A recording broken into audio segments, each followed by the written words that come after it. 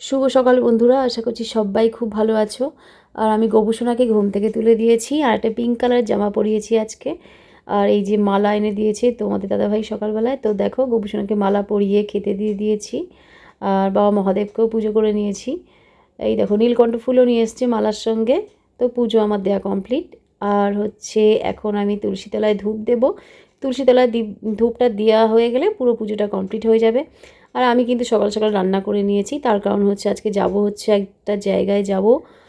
তো আমরা রেডিও হয়ে নিয়েছি, তোমাদের দাদাভাই যাবে না বলেছে, তো তার জন্যে আমি তোমাদের দাদাভাইয়ের জন্যে রান্না করেছি। সবাই তো যায় না, যাব হচ্ছে একটা শ্রাদ্ধের একটা অনুষ্ঠানে যাব। তো আমাদের খুব প্রিয় একজন কাকিমা, তো যিনি আর কি আমার বিয়েতে তার মানে ভূমিকা ছিল অনেক। তো যাই হোক, অনেক দিনই ধরে তার শরীরটা খারাপ ছিল। তো আজকে তার শ্রাদ্ধ, তো আমরা বাড়ির সবাই যাব। মাসিমণিও রেডি হয়ে আছে দেখতে পেলে। আর এই দেখো আমি, মাসিমণি, তারপরে দিদিভাই, ওদিকে মানে আমার যা ননদ সবাই যাবে। তো আমরা বেরিয়েও পড়েছি, পাশের বাড়ির একজন কাকিমাও আছে। আর এই যে আমাদের সেই প্রিয় কাকিমা। তো মনটা খুবই খারাপ, তো কী আর করবো, সময়ের মানে নিয়মে, প্রকৃতির নিয়ম তো আর কেউ এড়াতে পারে না, না।